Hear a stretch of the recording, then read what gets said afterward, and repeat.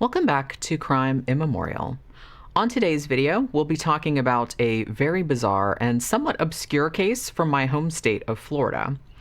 Back in 1980, on a boat ramp in Holmes Beach, a pediatrician, his two young sons, and his brother-in-law were all shot in broad daylight by a man to whom they had given a ride.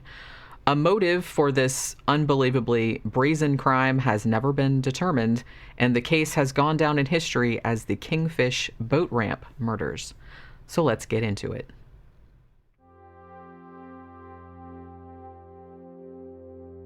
In the summer of 1980, the Dumois family was heading out for a vacation from their residence in Tampa to a rented cottage on Anna Maria Island, a beautiful 7-mile stretch of land off the west coast of Florida. 47-year-old Dr. Juan Dumois, a pediatrician, was accompanied by his wife Maria and the couple's 4 children. The family was planning a relaxing 2-week holiday full of sunbathing, boating, and fishing. This latter activity, in fact, was the order of the day on Friday, August 1st, which happened to be the last day of the vacation. At approximately 9 a.m., Dr. Dumois, his brother-in-law, Raymond Barrows, who was visiting from Miami, and 2 of the Dumois children, 13-year-old Eric and 9-year-old Mark, loaded up their boat and headed for the Kingfish Boat Ramp. Maria and the other 2 children, 19-year-old Juan III and 16-year-old Anna, stayed behind at the cottage. The fishing in the Gulf of Mexico was apparently very good that day, and the group returned to the ramp late that afternoon with a cooler full of fish.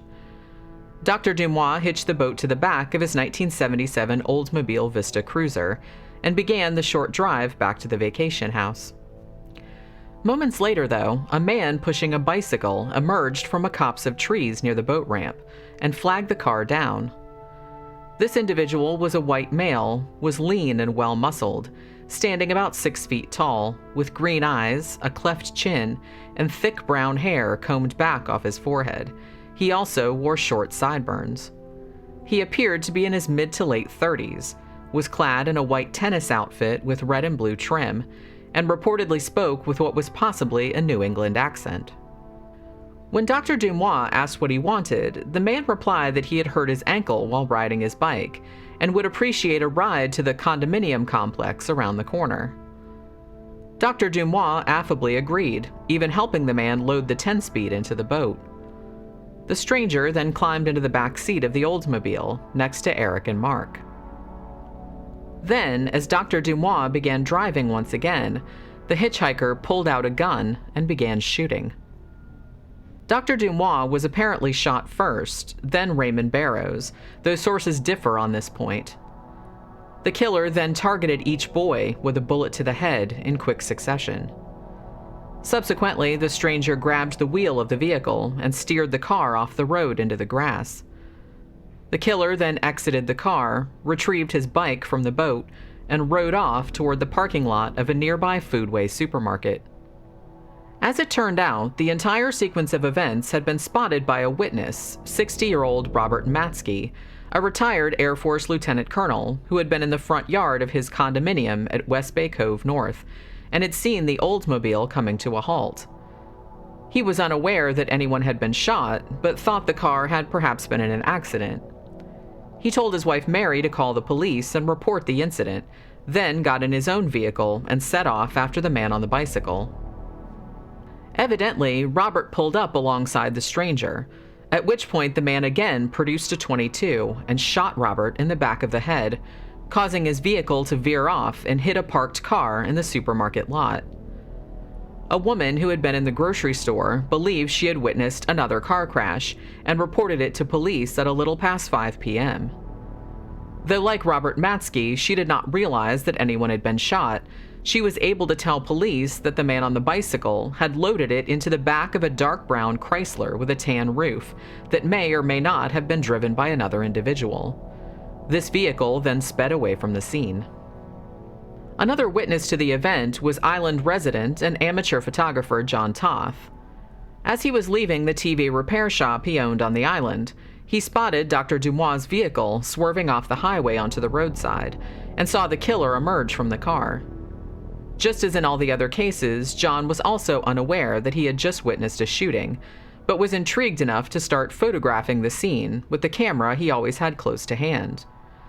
Though the photographs he produced did capture an image of the murderer, unfortunately John had, in his haste, forgotten to turn on the autofocus, and the pictures were far too blurry to identify the individual in question. Though Raymond Barrows would ultimately survive his injuries, Dr. Dumois, his two sons, and Robert Matsky would all die as a result of the shooting. And because the crimes were initially reported to authorities as two separate automobile accidents, arriving officers did not realize they were investigating a murder scene, and not only failed to secure the area, but allowed numerous volunteers to assist in extricating the victims from their cars. Adding insult to injury, the Oldsmobile had also happened to come to a stop near a sprinkler, which drenched the vehicle with water and wiped away valuable evidence. Despite a massive search of the island and the nearby mainland, no trace of the killer or the getaway car was ever found. Detectives struggled to come up with a motive for the apparently random attack, investigating leads pertaining to Dr. Dumois' escape from Castro's Cuba in 1960, possible links to the mafia or the drug trade, and speculations that a disgruntled parent of one of his juvenile patients had perhaps murdered him for reasons of retributive justice. It was also hypothesized that Raymond Barrows could have been the actual target of the execution, engendered by a hitman hired by a cocaine cartel. None of these avenues of inquiry yielded any progress, though the killing did bear some of the hallmarks of a professional assassination. The use of a .22, for example, the fact that the killer had lain in wait for his victim and had executed the killing efficiently, where there would be confusion and the ability to melt back into the crowd. It was also possible that he had an accomplice who drove the getaway car and met him at a pre-planned location. While over 100 persons of interest were eventually questioned, there were two particularly compelling suspects that were considered in the wake of the quadruple homicide. One of these was 34-year-old Richard Lee Whitley, a native of Chicago who had been picked up in Tampa shortly after the Kingfish Boat Ramp murders and was wanted by the FBI in conjunction with the gruesome stabbing death of his 63-year-old neighbor, Phoebe Parsons, that had taken place on July 25, 1980, in Falls Church, Virginia. Whitley had allegedly stolen the victim's car following the slaying, and it was found in Okeechobee, Florida, on the same day as the Kingfish Boat Ramp murders. The suspect had also allegedly used the woman's credit cards in Tampa on July 28th and 29th. Though Whitley was never charged in the Dumois family slaying, survivor Raymond Barrows did tell police that Whitley closely resembled the man who had shot him. But Whitley was also allegedly seen at the Lighthouse Gospel Mission in Tampa, about 60 miles away from the scene of the Kingfish Boat Ramp murders, between 15 minutes to an hour after the shooting occurred, which would seem to rule him out as a suspect. Richard Lee Whitley was afterward extradited to Virginia for the previous murder of Phoebe Parsons, and was eventually convicted. He was executed in July of 1987. The other serious suspect was William Peter Kuhlman, who had recently been charged but acquitted of the murder of a Bradenton, Florida woman that was undertaken with a .22 caliber handgun. In January of 1981, the Holmes Beach police chief, Tom Shanafelt, requested that the fingerprints of an unnamed Polk County murder suspect be compared to the partial print recovered from the Kingfish Boat Ramp crime scene. This suspect was being held in conjunction with the shooting death of a Polk County sheriff's deputy, as well as a cab driver and another man. At least one of these shootings was also affected with a .22 caliber handgun. There have also been some attempts to connect the Dumois family shooting with a few other seemingly random unsolved murders in Manatee County. 33-year-old Diane Love, for example, was shot and killed by an unknown assailant while standing in a Christmas tree lot in Bradenton with her husband and daughter on December 12th of 1974. And years later, in April of 1977, a man named Harry Wolf was likewise shot, his body discovered on the floorboard of a gold Chevy pickup truck in the parking lot of an Albertsons grocery store. Raymond Barrows, the only survivor of the attack, died of natural causes, possibly a heart attack, in 1982. The case fell into an uneasy obscurity not long afterward. and remains unresolved more than 40 years later.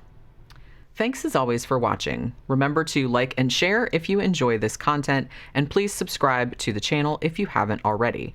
Also, don't forget to drop by crimeimmemorial.com, where I post more written articles about unsolved murders every single day.